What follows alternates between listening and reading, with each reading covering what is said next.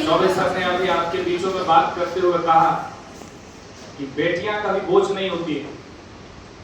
बेटियां वो सितारे की पंख है जहां से जीवन की शुरुआत भी होती है, जननी भी है, हमारी समाज की धोतक भी।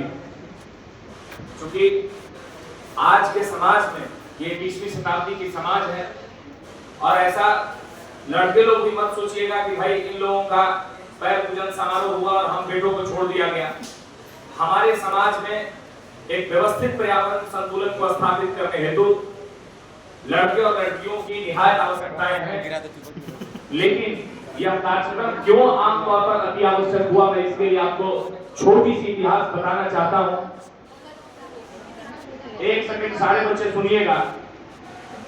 क्लास 12 रिप्रोडक्टिव हेल्थ चैप्टर्स को जब आप पढ़ेंगे तो सबसे पहला भारत में फैमिली प्लानिंग प्रोग्राम 1952 में चालू किया गया। 1952 में फैमिली प्लानिंग स्टार्ट करने वाला देश प्रथम बार भारत बना। 1968 से 1978 के अगर रेशियो हिस्ट्री को आप देखेंगे तो भारत की सेक्स रेशियो में बेटियों की संख्या बहुत ही कम होने लगी। अपरिहार्य कारण है, अगर उसके बारे में आप देखेंगे कि बेटियों की संख्या क्यों कम की गई, तो उस वक्त की वक्त और परिस्थितियां थी। बेटियों को आपने अगर क्लास 10 स्त्री शिक्षा के विरोध मनु भंडारी अगर आपने पढ़ा होगा, भी बहुत सारे क्लास 10 में बच्चे होंगे।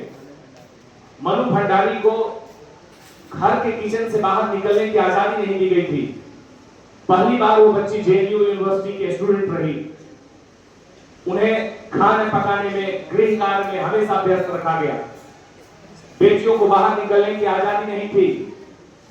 1992 से लेकर 2006 तक के बीच में एक वर्ड आया है फीमेल फर्टिसाइड। गर्भ में बेटियों को मार दिया जाता था, निर्धनता अत्यधिक थी, बेटियों को पढ़ाने के लिए अव्यवस्था था, बेटियों की पढ़ाने के लिए ऐसे बहुत सारे गैर सामाजिक तत्व इतने बढ़ गए थे कि बेटियों को बाहर भेजने के लिए हर पिता के कलेजाओं में एक डर की, आतंक की दरवाजा खुली हुई थी। लेकिन ऐसे बहुत सारे शिक्षाविदों ने, बहुत सारे वैज्ञानिकों ने, बहुत सारे शिक्षित समाजों ने आज आपको स्वतंत्रता की नई उड़ान दी है।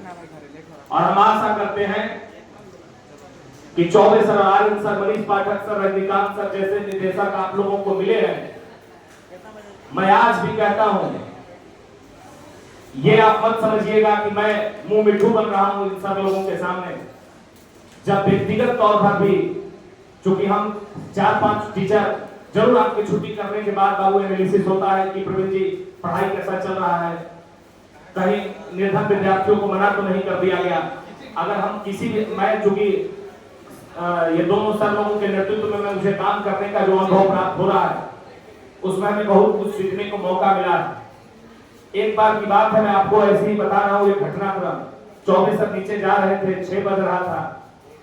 उस वक्त उन्होंने कहा था कि अभी मैं सामने ही बोल रहा हूँ, सर को शायद याद नहीं होगा, कि प्रवीण जी अगर हम लोग बेटियां को पढ़ाएं तो समाज के 2 जनरेशन को हम लोग पढ़ा सकते हैं, समाज को बदल सकते हैं।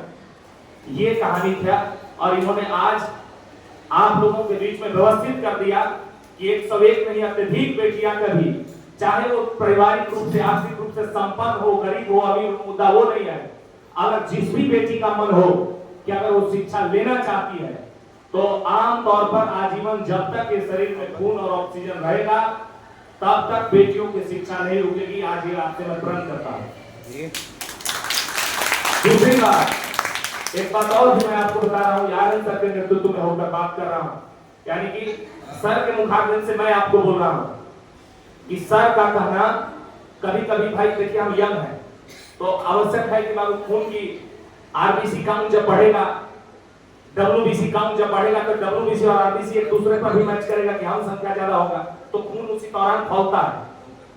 आर्यन सर का एक शब्द मुझे बहुत अच्छे से समझ में, उसको हम एक लाइन में, भजन में आपको बदल रहे हैं कि समाज में हमको बदला नहीं, समाज में बदलाव लाना है। और ये समाज के बदलाव की पहचान है आप लोगों के बीच।